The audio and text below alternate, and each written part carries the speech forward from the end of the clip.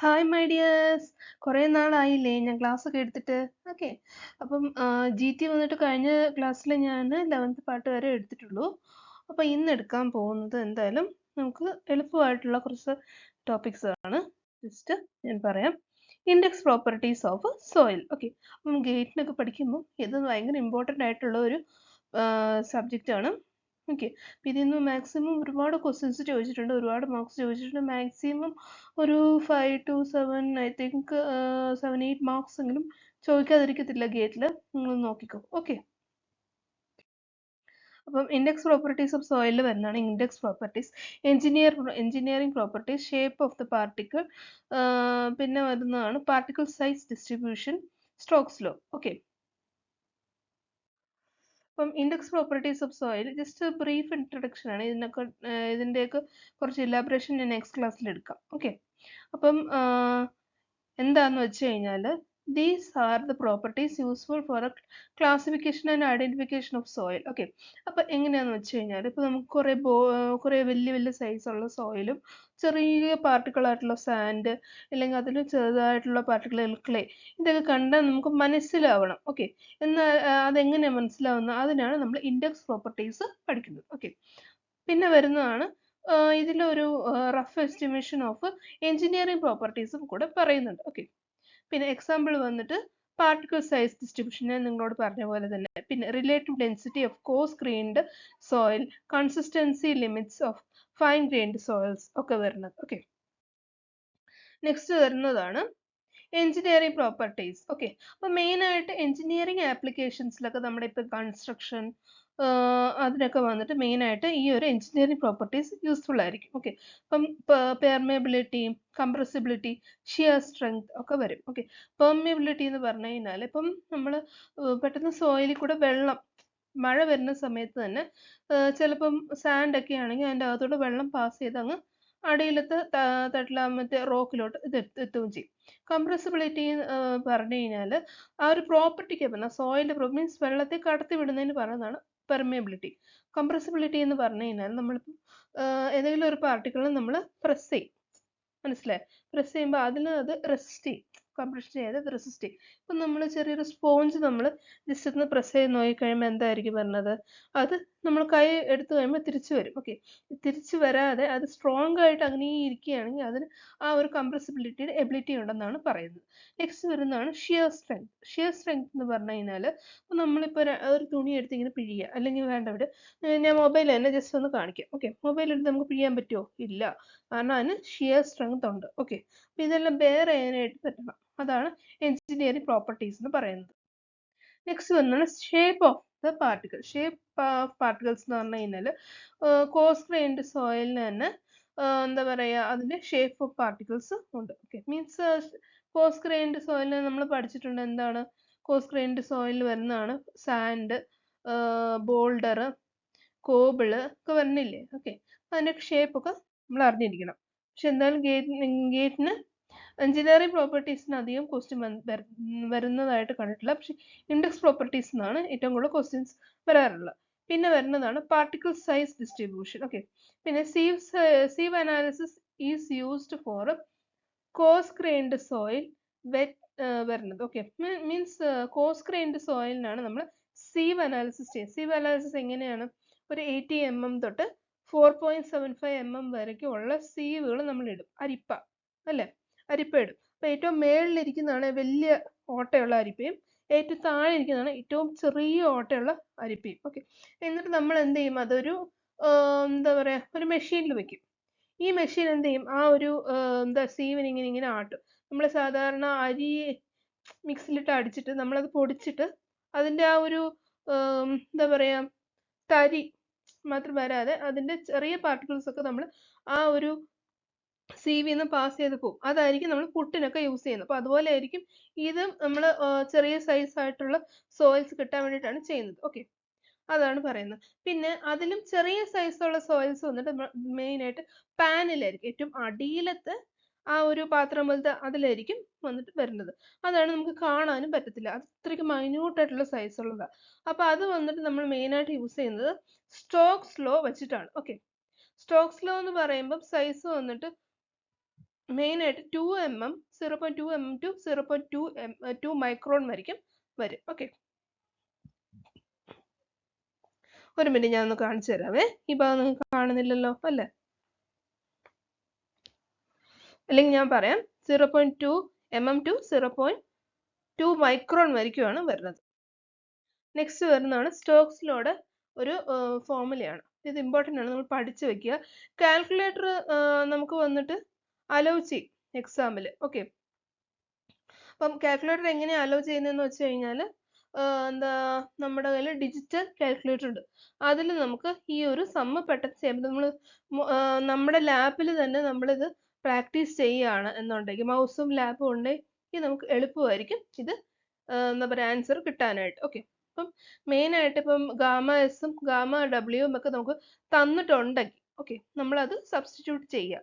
Okay, അപ്പം velocity V S equal to 1/18 into D square gamma S minus gamma W divided by mu ആയിരിക്കും വരുന്നത്. Okay, പിന്നെ അതുപോലെ തന്നെ ആയിരിക്കും ജി ഇൻറ്റു എന്താണ്, ജി ഇൻറ്റു എസ് മൈനസ് 1 തന്നെയാണ് gamma S minus gamma W. Okay, അപ്പം നമ്മൾ ലാസ്റ്റ് ക്ലാസ്സിൽ നമ്മൾ ജസ്റ്റ് ഒന്ന് നോക്കിയിട്ടുണ്ടായിരുന്നു. ഓക്കെ, അപ്പം അത് തന്നെയാണ് ഇവിടെ കാണിച്ചിരിക്കുന്നത്. നമുക്കിപ്പം ജി തന്നിട്ടുണ്ട്, എസ് തന്നിട്ടുണ്ട് എന്നുണ്ടെങ്കിൽ അടുത്ത ഫോർമുല യൂസ് ചെയ്യുക. Okay, V S equal to G divided by 1/8 G divided by 18 into D square into S minus 1 divided by mu. Mu അല്ല, ന്യൂ. ഓക്കെ, അപ്പം ഇവിടെ വന്നിരിക്കുന്നത് മ്യൂവിന് പകരം ഇവിടെ ന്യൂ ആണ് കൊടുത്തിരിക്കുന്നത്. ഓക്കെ, അപ്പം ഡി എന്ന് പറഞ്ഞു കഴിഞ്ഞാൽ നമുക്കറിയാം ഡയമീറ്റർ ഓഫ് ദ പാർട്ടിക്കിൾ. പിന്നെ മ്യൂ എന്ന് പറഞ്ഞു കഴിഞ്ഞാൽ ഡൈനാമിക് വിസ്കോസിറ്റി ഓഫ് വാട്ടർ. പിന്നെ ഗാമ എസ് എന്ന് പറഞ്ഞാൽ unit weight of particle. Means നമ്മളിപ്പോൾ ഈ സ്റ്റോക്സ് ലോ എന്ന് പറഞ്ഞാൽ തന്നെ ഒരു വലിയ ടാങ്കിൽ ഇപ്പം നമുക്ക് ആ ലെസർ ആയിട്ടുള്ള പാർട്ടിക്കിൾ പാനി കിട്ടിയില്ലേ, ആ സാധനം നമ്മൾ വന്നിട്ട് ഒരു വലിയൊരു ടാങ്കിൽ വന്നിട്ട് നമ്മൾ ആ ഒരു എന്താ പാർട്ടിക്കിൾ ഇടുമ്പം അത് എത്ര വെലോസിറ്റി താഴോട്ട് വരുന്നു അതാണ് നമ്മൾ കണ്ടുപിടിക്കുന്നത്. അത് നമുക്ക് പെട്ടെന്ന് കണ്ടാൽ മനസ്സിലാകുന്ന അത്രയ്ക്ക് ചെറിയ പാർട്ടിക്കിൾ ആയതുകൊണ്ടാണ് നമ്മൾ ഈ ഒരു ഫോർമുല യൂസ് ചെയ്യുന്നത്. ഓക്കെ, പിന്നെ ന്യൂ എന്ന് പറഞ്ഞു കഴിഞ്ഞാൽ കൈനമാറ്റിക് വിസ്കോസിറ്റി ഓഫ് വാട്ടർ ആണ്, equal to mu divided by rho. ഇത് നമ്മൾ ഫ്ലൂയിഡ് മെക്കാനിക്സിലും പഠിച്ചിട്ടുണ്ട്. നെക്സ്റ്റ് വരുന്നതാണ് S is equal to specific gravity of particle. Next വരുന്നതാണ് approximate version of Stokes law. Okay, അപ്പം നമുക്കിപ്പം അതെങ്ങനെയാന്ന് വെച്ച് കഴിഞ്ഞാൽ നമുക്കിപ്പോൾ ഈ ഒരു ഫോർമുല നേരത്തെ നമ്മൾ കണ്ട ഫോർമുല ഉണ്ടല്ലോ, അത് വന്നിട്ട് കുറച്ചുകൂടെ ടഫ്, കാൽക്കുലേറ്റർ ഉള്ളപ്പോൾ ചെയ്യുന്ന ഫോർമുല. ഇപ്പം എടുത്തിരിക്കുന്ന ഈ ഒരു ഫോർമുല വന്നിട്ട് കാൽക്കുലേറ്റർ ഇല്ല, നമ്മളിപ്പോൾ കേരള PSC പോലത്തെ എക്സാംസ് ഒക്കെ നമ്മൾ അറ്റൻഡ് ചെയ്യുകയാണെങ്കിൽ ഈ ഒരു ഫോർമുല ആയിരിക്കും നമുക്ക് ചെയ്യേണ്ടി വരുന്നത്. ഓക്കെ, അപ്പം എങ്ങനെയാന്ന് പറഞ്ഞു കഴിഞ്ഞാൽ V S is approximately equal to 900 d square. Okay, V S എന്ന് പറഞ്ഞു കഴിഞ്ഞാൽ വെലോസിറ്റി, ഇനി mm/s, ഡി എന്ന് പറഞ്ഞു കഴിഞ്ഞാൽ ഡയമീറ്റർ ഓഫ് പാർട്ടിക്കിൾ. ഇതെല്ലാവർക്കും അറിയാവുന്നതാണ്. ഓക്കെ, നെക്സ്റ്റ് വരുന്നത് ഇതിന്റെ എക്സാമ്പിൾ ആണ്. അപ്പൊ നമുക്കിപ്പം 75 മൈക്രോൺ ആണ് കൊടുത്തിരിക്കുന്നത്. ഈ മൈക്രോൺ എന്ന് പറഞ്ഞു കഴിഞ്ഞാൽ 10⁻³ mm ആണ്. അപ്പൊ നമ്മൾ എന്ത് ചെയ്യണം, ഈ ഡി സ്ക്വയറിന് പകരം നമ്മൾ 75 ഇൻറ്റു 10⁻³ ഇട്ട് കൊടുക്കണം. ഓക്കെ, ആ ഒരു ഫോർമുലയിൽ. ഓക്കെ, അപ്പൊ ഈ 75 സ്ക്വയർ എന്താണ്, മെയിൻ ആയിട്ട് നമുക്ക് 5ന്റെ സ്ക്വയർ, 5ന്റെ മൾട്ടിപ്പിളിന്റെ സ്ക്വയർ ഞാൻ നിങ്ങൾക്ക് എളുപ്പത്തിൽ പറഞ്ഞുതരാം. എങ്ങനെയാന്ന് പറഞ്ഞാൽ 75 അല്ലേ, 75 അല്ലേ, ഈ 75ന് 5 അറ്റത്തെ നമ്പർ 5 ആണല്ലോ, 5ന്റെ സ്ക്വയർ ആദ്യം എഴുതുക. എത്രയായിരിക്കും, 25 ആയിരിക്കും വരുന്നത്. 7 അല്ലേ ഇപ്പുറത്തുള്ളത്, ഈ 7ന്റെ അടുത്ത നമ്പർ എന്താ, 8. അപ്പൊ 7 ഇൻറ്റു 8 എത്രയാണ്, 56 56 ആയിരിക്കും വരുന്നത്. ഓക്കെ, അപ്പൊ 5625 ആണ് ഇതിന്റെ ആൻസർ വരുന്നത്. മറ്റേ നമ്മൾ 10⁻³ നമ്മൾ എന്താ പറയാ, അത് സ്ക്വയർ അങ്ങ് ഇടുക, അല്ലെങ്കിൽ 10⁻⁻6 വരും. ഓക്കെ, അത് ഇൻറ്റു 900 ചെയ്യുമ്പോൾ നമുക്ക് 5.0 mm കിട്ടും. ഓക്കെ, നെക്സ്റ്റ് വരുന്നതാണ് സ്റ്റോക്സ് ലോ. അപ്പൊ സ്റ്റോക്സ് ലോയിൽ വരുന്നതാണ് പിപ്പറ്റ് മെത്തേഡ്. പിപ്പറ്റ് മെത്തേഡ് എന്ന് പറഞ്ഞാൽ ഞാൻ നേരത്തെ പറഞ്ഞ പോലെ സെഡിമെന്റേഷൻ മെത്തേഡ് ആണ് യൂസ് ചെയ്യുന്നത്. ഇതൊരു അപ്രോക്സിമേറ്റ് മെത്തേഡ് ആണ് യൂസ് ചെയ്യുന്നത്. ഓക്കെ, അപ്പൊ ഇതിൽ വരുന്ന ഡിസ്പേർഷൻ സൊല്യൂഷൻ ആണ്. അപ്പൊ ഡിസ്പേർഷൻ സൊല്യൂഷനിൽ നമുക്ക് 33 gram of sodium hexa meta ഫോസ്ഫേറ്റും പിന്നെ 7 gram of sodium carbonate distilled വാട്ടറിൽ ആദ്യമേ നമ്മൾ മിക്സ് ചെയ്യണം സൊല്യൂഷനിൽ. എന്നിട്ട് വേണം നമ്മൾ ഈ ഒരു സോയിൽ ഇതിന്റെ കൂടെ ആഡ് ചെയ്യണം. ഇത് വന്നിട്ട് ഒരു 500 ഗ്രാമേ വരാൻ പാടുള്ളൂ. ഓക്കെ. പിന്നെ ഈ ഓർഗാനിക് മാറ്റർ എല്ലാം റിമൂവ് ചെയ്യണമെങ്കിൽ കാൽഷ്യം കോമ്പൗണ്ട് വന്നിട്ട് കാൽഷ്യം കോമ്പൗണ്ട് ആഡ് ചെയ്യുന്നതിന് മീൻസ് കാൽഷ്യം കോമ്പൗണ്ടും ഓർഗാനിക് കോമ്പൗണ്ടും നമ്മൾ മാറ്റണമെങ്കിൽ നമ്മൾ ഇതൊരു പ്രീ ട്രീറ്റ്മെന്റ് പ്രോസസ്സിൽ കൊടുക്കണം. ഓക്കെ. അപ്പോൾ നമുക്ക് ഈ ഒരു വീഡിയോ ജസ്റ്റ് ഒരു ചെറിയ എക്സ്പ്ലനേഷൻ നോക്കാം. ഓക്കെ. അപ്പോൾ ഇതെങ്ങനെയാണെന്ന് വെച്ച് കഴിഞ്ഞാൽ നമുക്ക് കിട്ടുന്ന സോയിൽ ആദ്യം നമ്മൾ വെയിറ്റ് നോക്കണം. അതാണ് നമ്മൾ W dry. അത് കഴിഞ്ഞിട്ട് നമ്മൾ എന്ത് ചെയ്യണം, ഇതൊരു ടെസ്റ്റ് ട്യൂബിൽ എടുത്തിട്ട് അതിൻ്റെ അകത്ത് നമ്മൾ ഡിസ്റ്റിൽഡ് വാട്ടർ ഒഴിക്കണം. ഓക്കെ. ഡിസ്റ്റിൽഡ് വാട്ടർ ഒഴിച്ച് കഴിഞ്ഞിട്ട് ഈ ഒരു ഡിസ്റ്റിൽഡ് വാട്ടർ ഐ തിങ്ക് ഒരു 1000 mm ആണ്, അല്ല 1000 ml ആണ് ഇതിൽ ഒഴിക്കേണ്ടത്. ഓക്കെ. അത് കഴിഞ്ഞിട്ട് പിന്നീട് നമ്മൾ ഇതിൻ്റെ അകത്ത് നമ്മൾ ഡിസ്പേഴ്സിംഗ് ഏജന്റ് കൂടെ ആഡ് ചെയ്യണം. ഡിസ്പേഴ്സിംഗ് ഏജന്റ് എന്തൊക്കെയാണെന്ന് നമ്മൾ നോക്കിയാൽ sodium hexaphosphate plus sodium carbonate weight നോക്കിയിട്ട് ആഡ് ചെയ്യണം. ഓക്കെ. വെയിറ്റ് നമ്മൾ നോക്കിയാൽ നേരത്തെ ആ വെയിറ്റ് നോക്കിയിട്ട് ആഡ് ചെയ്യണം. എന്നിട്ട് വന്നിട്ട് നമ്മൾ ആദ്യം നമ്മൾ ഇത് ഒരു പിപ്പറ്റിൽ ടെസ്റ്റ് ചെയ്യാൻ വേണ്ടി മാത്രം എടുക്കാം. എടുത്തു കഴിഞ്ഞിട്ട് നമ്മൾ എന്ത് ചെയ്യണം, പിപ്പറ്റിൽ എടുത്തിട്ട് ടെസ്റ്റ് പകർത്തി എടുക്കണം. നെക്സ്റ്റ് വന്നിട്ട് നമ്മൾ ഈ ഒരു എന്താ പറയാ dispersing agent സോയിലും എടുത്ത് ഈ സൊല്യൂഷൻ വന്നിട്ട് നമ്മൾ വേറൊരു കണ്ടെയ്നറിലോട്ട് പിപ്പറ്റ് ഈ ഒരു കണ്ടെയ്നർ വന്നിട്ട് നമ്മൾ പ്ലേറ്റ് വെച്ചിട്ടോ ക്ലോസ് ചെയ്തിട്ട് കണ്ടെയ്നറിൽ ഇത് വെച്ച് കഴിയുമ്പോൾ അതിൻ്റെ അകത്തിരിക്കുന്ന സോയില് എല്ലാ ചെറിയ ചെറിയ പാർട്ടിക്കിൾസ് ക്ലേ ഇതെല്ലാം വന്നിട്ട് അത് കഴിഞ്ഞിട്ടാണ് പിന്നീട് വന്നിട്ട് ഇത് നമ്മൾ എന്ത് ചെയ്യണം, ഒന്നുകൂടെ ഇതേ ടെസ്റ്റ് ചെയ്യാൻ വേണ്ടി എടുക്കണം. ഓക്കെ. ദിവസത്തിന് കുറച്ച് സമയം എടുക്കും. നമ്മൾ പിപ്പറ്റ് വെച്ചിട്ട് 2 minutes കഴിഞ്ഞിട്ട് എടുക്കണം. അത് കഴിഞ്ഞിട്ട് പിന്നീട് 5 minutes കഴിഞ്ഞിട്ട് എടുക്കണം. അങ്ങനെ ഇതൊരു ലോങ് പ്രോസസ്. അപ്പോൾ എടുത്തു കഴിഞ്ഞിട്ട് നമ്മൾ ഇതിന്റെ വെയിറ്റ് നമ്മൾ നോക്കണം. പിന്നെ എത്രയാണ് ഇതിന്റെ പെർസെന്റേജ് ഡിസ്ട്രിബ്യൂഷൻ എന്നൊക്കെ നമ്മൾ ഇതിന്റെ കൂടെ കാൽക്കുലേറ്റ് ചെയ്യും. ജസ്റ്റ് ഒന്ന് video. Then the sample is dried in an oven at 105 degrees centigrade to 110 degrees centigrade for 24 hours. After drying, weight of the sample is taken and said as W dry. Now here we have total weight of solids in the suspension, weight of particles of dispersing agent, and weight of solids of a small sample taken after 2 minutes, which only has particles smaller than a particular diameter. But this much of weight of solids is contained in the volume capital V, which is distilled water, and this much of weight of particles of dispersing agent is also contained in the volume capital V. But weight of solids of extracted sample are in the volume of pipette, which is only 10 ml. So let's represent each in per ml weight so that we can compare them with each other. As we know, percentage final is weight of sample with particles of size smaller than D divided by weight of the total size sample with all the particles present in the suspension. As our extracted dried sample contains all the particles of size smaller than D and total sample has all the particles of all the sizes included. So in the percentage final equation, let's substitute per ml weight of extracted sample which contains all the particles smaller than size D, and in the denominator substitute per ml weight of all particles of all sizes. Also notice that this extracted sample also contains some particles of dispersing agent. So let's remove their concentration in the equation. This is how we calculate the percentage final with the pipette method. In a similar fashion, more samples are taken after 4, 8, 15 and 30 minutes and 1, 2, 4, 8 and 24 hours. And percentage final for different size particles can be known.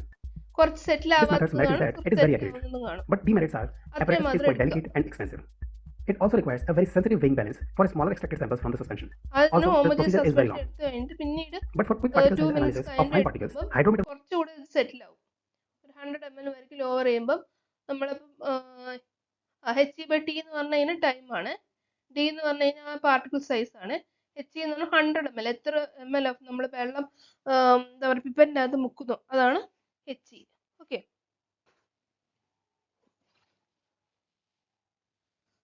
Next വന്നിട്ട് നമ്മൾ ആ ട്യൂബിനകത്ത് പിന്നെ ഒഴിക്കുക. പിന്നെ അതിൻ്റെ അകത്ത് നമ്മൾ കുറച്ചുകൂടി പാർട്ടിക്കിൾസ് ആണ് നമ്മളെടുത്ത് ഡിസ്റ്റിൽഡ് വാട്ടറിൽ ഒഴിക്കുക. പിന്നീട് ഇത് ഡ്രൈ ചെയ്യുക. അതാണ് ഡ്രൈഡ് വെയിറ്റ്. അതാണ് ഇവിടെ കൊടുത്തിരിക്കുന്നത് W dry.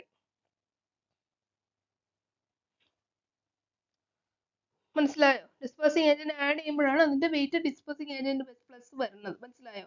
അതിനെ ഡിസ്പേഴ്സിങ് ഏജന്റ് ആഡ് ചെയ്യുന്നതുകൊണ്ടാണ് അങ്ങനെ. ഇതിലും വോളിയം തന്നെ. W ഡ്രൈന് നമ്മൾ വോളിയം പിപ്പറ്റ് ആണ് എടുക്കുന്നത്. ഓക്കെ, നെക്സ്റ്റ് വരുന്നതാണ് ഇതിന്റെ വെയിറ്റ് ഓഫ് സസ്പെൻഷൻ നമ്മൾ നോക്കുന്നത്. Okay, just percentage of finer എങ്ങനെയാന്ന് വെച്ച് കഴിഞ്ഞാൽ അത്ര ഫൈനർ ആയോ അത് പ്ലസ് ഒരു divided by total solids into 100 ചെയ്യുമ്പോൾ നമുക്കൊരു വാല്യൂ കിട്ടും. ഈ സസ്പെൻഡഡ് സോയിൽസ് ആണ് കുറച്ച് നമ്മൾ എടുത്തത്, അതാണ് ഡി വരയ്ക്കും അത്രയും വാല്യൂ വന്നിരിക്കുന്നത്. മനസ്സിലായോ?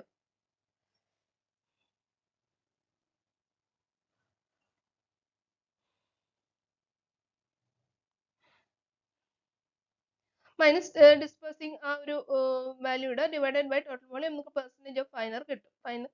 ഓക്കെ, ഇത് നമ്മൾ 4 minutes 8 minutes 15 minutes 30 minutes plus നമ്മൾ 1 മിനിറ്റ് അങ്ങനെ 1 മിനിറ്റ് ഇല്ല 1 അവർ 2 അവർ 3 അവർ അങ്ങനെ 48 അവേഴ്സ് വരെ ചെയ്യണം. ഇത് നല്ല എക്സ്പെൻസീവ് എന്താ പറയുക എക്സ്പെരിമെന്റ് ആണ്. ഇതാണ് ഇതിന്റെ മെയിൻ ആയിട്ടുള്ള. നെക്സ്റ്റ് വരുന്നതാണ് സ്റ്റോക്സ് ലോ.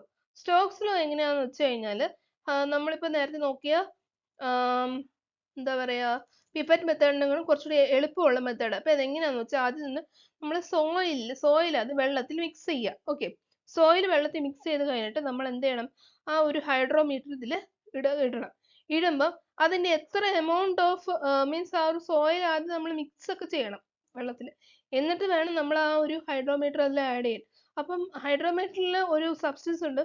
ഇതെന്താന്ന് വെച്ച് കഴിഞ്ഞാൽ നമ്മുടെ എത്ര വരെ ഇതിന് നിൽക്കാൻ പറ്റുമോ, മീൻസ് മനസ്സിലായോ, എത്ര വരെ അതിന് നിൽക്കാൻ പറ്റുമോ അതിന്റെ ആ ഒരു ലെവൽ നമ്മൾ മാർക്ക് ചെയ്യണം. അതാണ് അതിന്റെ കറക്റ്റ് ആയിട്ടുള്ള വാല്യൂ വരുന്നത്. കാണിച്ചു തരാം കേട്ടോ.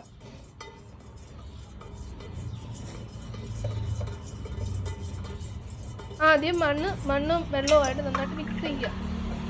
എന്നിട്ട് നമ്മൾ ഹൈഡ്രോമീറ്റർ ഇതിൻ്റെ അകത്ത് ആഡ് ചെയ്യുക. കണ്ടോ, അത് എത്ര വരെ മുങ്ങുന്നോ ആ ഒരു ലെവല് നമ്മൾ മാർക്ക് ചെയ്യുക. ജസ്റ്റ് ഒബ്സർവേഷൻ മാത്രമേ ഉള്ളൂ. കണ്ടോ, ഇത്രേ ഉള്ളൂ. ഓക്കെ, കഴിഞ്ഞു. അപ്പോൾ